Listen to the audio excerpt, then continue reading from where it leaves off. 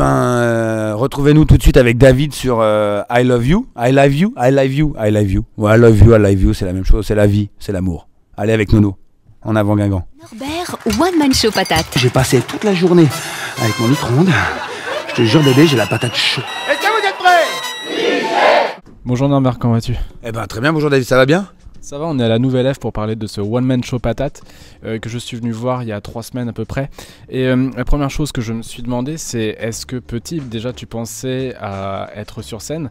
Je sais que tu dis que t'es pas un comédien, mais je sais que petit aussi tu te regardais dans la glace et tu jouais devant la glace. Bah, je pense qu'on a, depuis tout petit, j'aimais bien, je pense avoir un peu un public, même à l'école, j'aimais avoir un public quand je faisais les conneries. Des bêtises, pardon. Et non, j'avais jamais imaginé. Ouais, j'avais jamais imaginé un jour monter sur scène. Et en plus, il faut savoir que moi, j'ai peur des gens, quoi.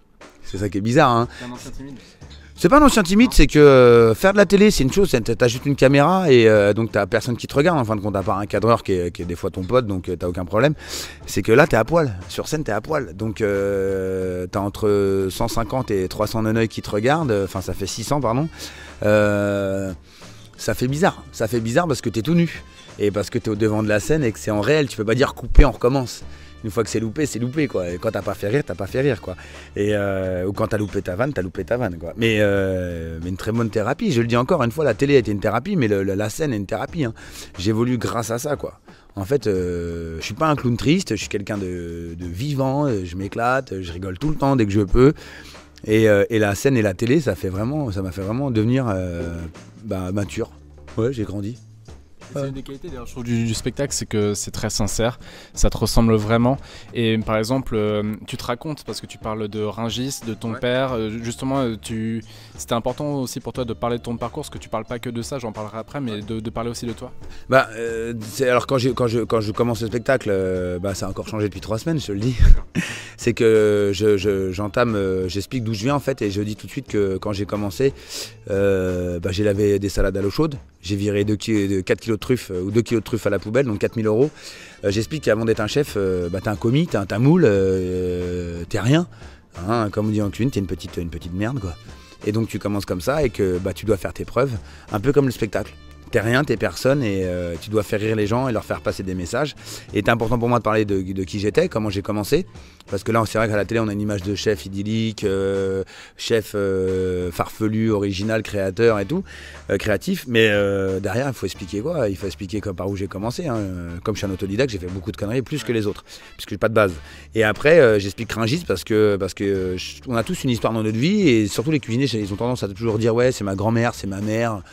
Moi, j'ai pas appris la cuisine avec mon père, mais mon père, je partais avec lui gamin, je me cachais dans son camion et je me barrais à Rungis. Donc il était obligé une fois qu'il ouvrait et qu'il était sur l'autoroute ou sur le périph', de me garder. Et donc j'arrivais à Rungis, que j'adorais, je mangeais une omelette à 4 h du mat, des fois je buvais un petit ballon de rouge, même à 6 ans, à 8 ans, voilà. Et j'allais faire les achats avec mon père, c'est un univers de malade. Aujourd'hui, il s'estompe Rungis, ça s'estompe grave, mais à l'époque, des années 90, c'était de la folie, quoi. J'adorais, quoi. Grande gueule d'amour, Norbert aime les gens, la cuisine et nous en fait un One Man Show Patate. Mesdames, messieurs, bienvenue dans ma cuisine. Tu parles de l'évolution de la bouffe, de la cuisine, tu parles par exemple des quartiers, des restos traditionnels, tu parles aussi de l'état comment voir aussi l'état d'un resto avec les toilettes. C'était important aussi de montrer l'évolution de la cuisine, de ce qu'elle est maintenant, de certains restaurants. Je montre aussi un peu le paradoxe de ce qu'on a créé avec la télévision. On a suscité l'envie, on a suscité aussi l'exigence des clients, et tant mieux, et l'éveil. Et aussi à l'autre côté, on a créé l'envie de certaines personnes qui ne sont pas du monde de la cuisine et qui ont un peu de pognon, d'aller ouvrir des restaurants. Ok, très bien, mais dans ce cas-là, il faut bien le faire. Et je comprends l'engagement que ça demande. Déjà, c'est un point de vue financier, c'est énorme, un investissement. Donc je sais que les gens, ils n'y vont pas comme ça. Mais qu'après, il y a souvent des gens, et on le voit dans une autre émission qui s'appelle Cauchemar en cuisine, où que ça merde. Alors c'est pas méchant, mais dans ce cas-là, il faut mieux y réfléchir, il faut mieux refaire une formation, il faut mieux vivre la cuisine dès que tu peux. Et voilà, et ce que je critique, c'est qu'on mise tout sur la décoration et que des fois, il y a quand même des gens qui n'ont pas forcément les moyens, mais qui cassent la tirelire et qui vont dans ces restos et qui bouffent de la merde, c'est tout. Et qu'il y a des facteurs qui révèlent la propreté des verres, des couverts, des assiettes, des chiottes. Et voilà, et que je veux pas faire du mal à ceux qui ouvrent des restos qui n'ont pas de diplôme, j'en ai pas, j'en ai ouvert 2. Et la preuve, c'est que moi, même après 18 ans de métier, bah, j'ai pas su être un bon gestionnaire. J'étais un bon chef de cuisine, mais j'étais un mauvais gestionnaire. Parce qu'il y a une double casquette aussi à avoir. Et donc même moi, voilà. Mais j'ai aucun goût amer. Je parle juste des choses qui me semblent logiques. Quand tu es coiffeur, si t'as pas de BEP, tu peux pas ouvrir ton salon. Donc pourquoi en France, on autorise des mecs à ouvrir des restos alors qu'ils n'ont pas 18 ans d'expérience, une VAE, une validation des acquis, ou un BEP, et ils ouvrent des restos comme ça. Leur bon vouloir leur dit. Alors derrière, moi je suis pas d'accord parce que tu saccages un métier, et derrière je suis pas d'accord pour l'évolution de la cuisine parce qu'on saccage nos produits. Les gens comprennent pas, mais on se cache derrière le bio. Le bio, c'est pour juste se rassurer. Alors, ça n'existait pas. Non, ça n'existait pas. Mais non, parce qu'il n'y avait pas de surconsommation. Aujourd'hui, on surconsomme les produits. On bouffe de la fraise et de la framboise en hiver. Waouh, on respecte plus les saisons pour le produit. Mais non, parce que le consommateur a envie de manger une fraise en hiver, et ben on va lui faire de la fraise en hiver. Donc on rentre dans une thématique de consommation. Et qu'après, quand on parle du bio, le bio, c'est une nouvelle forme de consommation. C'est tout. Et donc la prise de conscience, elle est là. Alors bien sûr, là je parle très sérieusement. Dans mon spectacle, je me fous bien de la gueule des gens. Parce que moi, je suis pas un moralisateur. Dans ce cas, j'irais faire de la politique. Mais ce que je veux leur dire, c'est qu'ils touchent à un métier, bordel. Nous, c'est notre métier. La bouffe, les ingrédients, c'est notre travail, notre outil de travail. Donc quand je vois tout ce qui se fait autour, ça complique un peu les choses pour moi, quoi, cette surconsommation. Donc j'en parle. Et le bio, faut arrêter de croire en bio. Alors le bio, pour moi, et je le dis, avec des nuages de pluie acide, voilà, c'est tout. Moi je crois en la culture raisonnée, je crois aux paysans, à l'agriculteur. Voilà, donc je prends des positions. Maintenant, j'oblige pas les gens à penser comme moi, mais je leur fais juste prendre conscience. Des fois, et que c'est snob des fois le bio, parce que c'est très cher le bio, et que c'est pas à la portée de tout le monde. Donc je classifie ça dans les bobos. Et je les appelle les bio-bio. Et je leur dis qu'on les reconnaît, ils ont toujours un petit peu de tofu dans le calbut. Et des fois, je leur dis, il n'y a pas besoin du bio pour être snob. Tu prends le bœuf de Kobe, ça coûte une blinde. Ouais. Et voilà. Et on te fait croire qu'en payant plus cher, tu manges meilleur. Moi, je suis désolé, je suis pas d'accord. Et papa, tu peux me faire une belle lumière, s'il te plaît? J'ai envie d'être beau, comme une star. Ok. Je compte sur toi, une belle lumière. Merde. Papa, qu'est-ce que tu fous? Pourquoi je suis dans le noir? Merde. Allume, mon Dieu. Norbert One Man Show Patate, dès le 8 janvier sur la scène de la Nouvelle Ève à Paris. Depuis que tu as commencé ce spectacle, est-ce qu'il s'est passé un truc de fou quand tu as fait monter quelqu'un? Un truc de dingue, il n'y a pas si longtemps. Je fais une séquence célibataire, speed dating sur une île flottante. La fille monte, le mec monte, et il était célibataire, j'espère pour lui. Et en fait, je dis à la fille, mais au mec, vous n'êtes pas embrassé, quoi, faites pas la bise. Et elle a embrassé, non, elle lui a lavé les dents. Elle lui a roulé une pelle. Donc c'était énorme. Et le mec, moi je me barre dans le frigo, crise de foi. Là j'ai perdu tout le peu de texte qui me restait, tout le spectacle je l'ai perdu. Parce que c'est incroyable, la fille elle emballe devant 200 personnes, elle roule une pelle, quoi.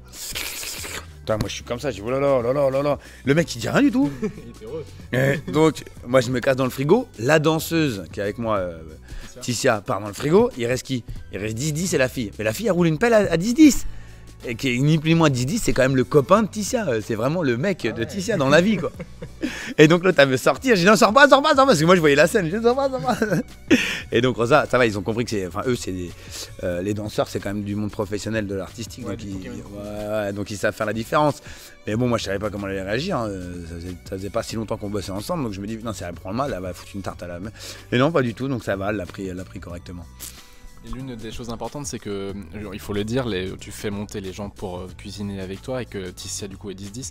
Et il y a un vrai côté interactif, et aussi quelque chose, je pense, qui était important pour toi, c'est le leitmotiv que ce que tu faisais à la télévision, on pouvait pas le goûter. Et là, justement, tu le fais goûter. Exactement, on m'a toujours dit, Norbert, c'est cool, mais la télé, on peut pas goûter, on est frustré. Et donc ce spectacle, il sert à ça. Et puis en plus, ils peuvent pas. Là, ils goûtent, mais en plus, ils cuisinent. Et les gens s'attendent pas. Et les gens s'attendent vraiment pas à cuisiner. Et je pense qu'à cuisiner, il y a d'autres personnes qui montent sur scène pour les juger, parce que je ne juge pas les autres. Et j'ai toujours dit, je suis pas mieux qu'un autre pour juger. Voilà, et donc on fait comme ça, quoi. Et c'est les gens qui jugent, c'est les gens qui goûtent, c'est les gens qui cuisinent. Et je trouve que c'est la meilleure façon de communier et de parler de la cuisine dans un terme fédérateur. Et voilà, et je parle pas autour d'une table d'un professionnel, je parle autour de la famille, ce que je disais tout à l'heure. On n'a jamais autant communiqué en 2015 avec Facebook, Twitter, mais on s'est si jamais peu parlé en réel. Donc la table, ça reste le seul environnement où tu peux faire les choses, quoi. Vraiment, être entre amis. Tout le monde s'est réuni après la journée de boulot. tout le monde autour d'un petit verre autour d'une table ou d'une planche de fromage ou d'une lasagne ou n'importe quoi, tout le monde. Le plus grand plaisir qui nous reste, je crois, physiquement, c'est de se retrouver autour d'une table. Donc, et de manger et de boire un canon. Donc voilà, c'est pour ça que je crois en ce spectacle et je crois vraiment que la cuisine, c'est fédérateur. On va dire que ma cuisine, c'est un peu du Picasso, quoi. C'est The Plat. Tu consommes une vache par tartiflette. Le fromage, j'en peux plus. Ah la vache. Je vais tout démonter.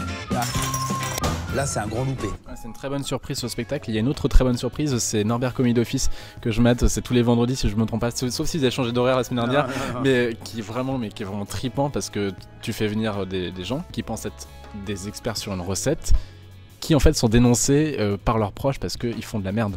Bah oui, c'est ça qui était formidable. Donc ça, c'est une idée que j'ai eue parce que qui a été travaillée par Nathanaël Sissot, hein, la réalisatrice. Ce que j'aime des fois, et ce que j'ai remarqué, toujours sur le vécu.